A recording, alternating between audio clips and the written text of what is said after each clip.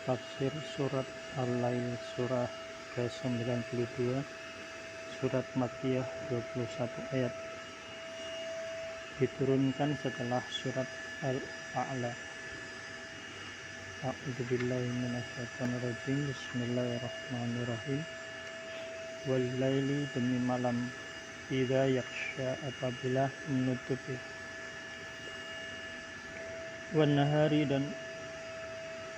dan siang, idza tajalla, apabila terang benderang, wa ma khalaqa, dan penciptaan, az-zakar, laki-laki, wal unsa, dan perempuan. Inna, sesungguhnya, sa'yakum, usaha kamu, lasyatta, memang berbeda-beda.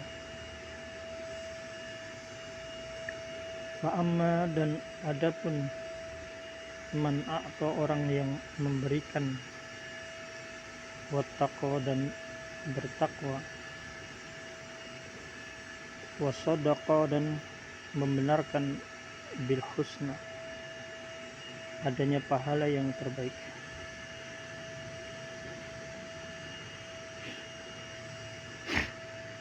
Fasanu yasiruhu, maka kami kelak akan menyiapkan baginya, lil yusra, jalan yang mudah. Wa amma, dan adapun orang yang man bakhila, yang bakhil, wastagna, dan merasa dirinya cukup, fakadzaba, serta mendustakan, bil husna, pahala yang terbaik, fasanu yassiruhu lil usra, maka kelak kami akan menyiapkan baginya hal yang sukar.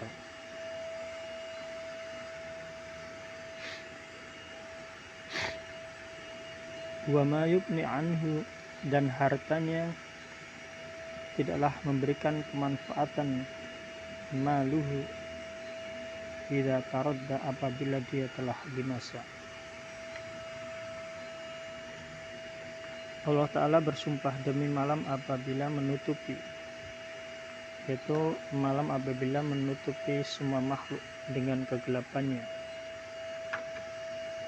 dan siang apabila terang benderang,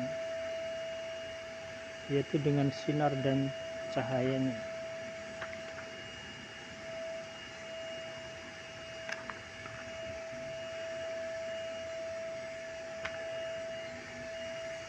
Dan penciptaan laki-laki dan perempuan, ini seperti firman Allah, dan kami telah menciptakan kalian berpasang-pasangan. Mengingat Allah bersumpah dengan hal yang bersilangan, maka yang disumpahkan bersilangan.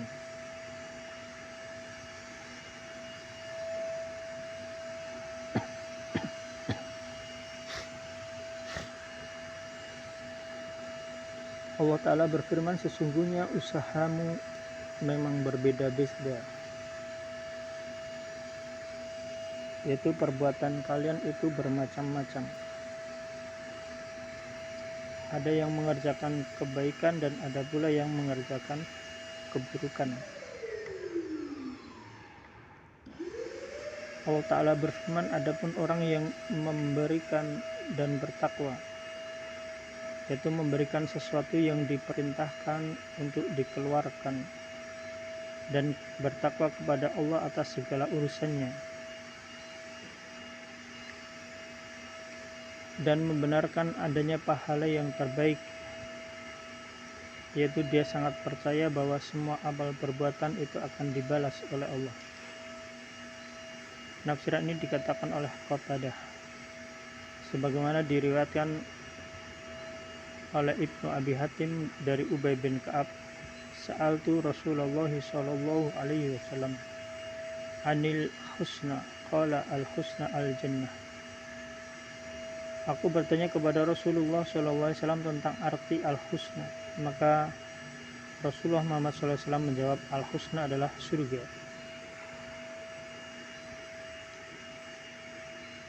Firman Allah Ta'ala, maka kami kelak akan menyiapkan baginya jalan yang mudah.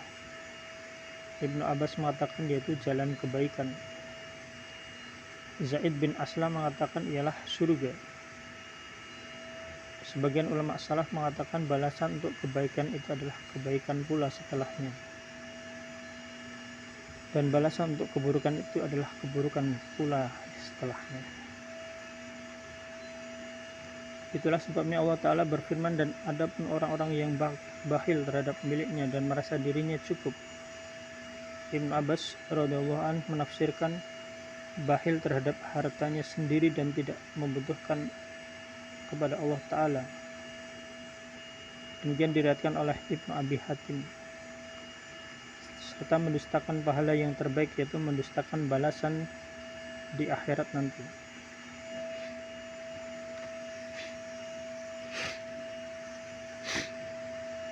Maka kelak kami akan menyiapkan baginya jalan yang sukar, yaitu jalan keburukan. Sebagaimana firman-Nya, dan kami membalikkan hati dan pandangan mereka, sebagaimana mereka tidak mau beriman sejak mula pertama, lalu kami meninggalkan mereka dalam kesesatan mereka terombang-ambing. Ayat-ayat yang dikedudukan dengan makna ini sangat banyak, dan semuanya menunjukkan bahwa Allah Ta'ala akan memberikan balasan kepada orang yang menghendaki kebaikan dan memberinya taufik untuk menuju ke arah itu, dan orang yang menghendaki keburukan dengan kehinaan. Dan semuanya itu sesuai dengan takdir yang telah ditetapkan. Hadis-hadis yang menunjukkan kepada makna ini pun banyak. Imam Al-Bukhari dengan sanadnya meriwayatkan bahwa Ali radhiyallahu anhu berkata, kami tengah berada bersama Rasulullah SAW di Baqi al-Gharqad ketika mengantarkan jenazah. Lalu Nabi Muhammad SAW bersabda, tidak ada seorang pun di antara kalian kecuali telah disediakan tempat huniannya di dalam surga dan tempat huniannya di dalam neraka. Mereka bertanya, apakah tidak akan menjadikan kami berpangku tangan? Rasulullah Muhammad SAW bersabda, beramallah, karena masing-masing akan dimudahkan terhadap apa yang telah diciptakan untuknya. Kemudian Rasulullah Muhammad SAW membaca ayat, adapun orang yang memberi, bertakwa dan bersedekah dengan kebaikan, kami akan memudahkannya pada kebaikan kepada keburukan. Terdapat pula hadis lain yang senada dengan sanad yang berlainan. Ibnu Jarir mengatakan, dan telah disebutkan bahwa ayat ini diturunkan berkenaan dengan Abu Bakar As-Siddiq yang telah memerdekakan budak yang masuk Islam di kota Mekah. Beliau memerdekakan orang lemah dan para wanita yang masuk Islam. Lalu ayahnya berkata kepadanya, hai anakku, sungguh aku telah melihat engkau memerdekakan begitu banyak orang lemah. Mengapa engkau tidak memerdekakan budak yang kokoh? Mereka akan berdiri bersamamu, membelamu dan menghindarkan bahaya darimu. Abu Bakar menjawab, wahai ayahku, sesungguhnya yang aku inginkan hanyalah ada di sisi Allah. Ibnu Jarir mengatakan sebagian ahli bait itu menceritakan bahwa ayat ini memang diturunkan berkenaan dengan pribadi Abu Bakar. Firman Allah Ta'ala, dan hartanya tidak bermanfaat baginya apabila ia telah binasa. Mujahid berkata apabila ia telah mati. Zaid bin Aslam mengatakan apabila telah dibinasakan dalam neraka.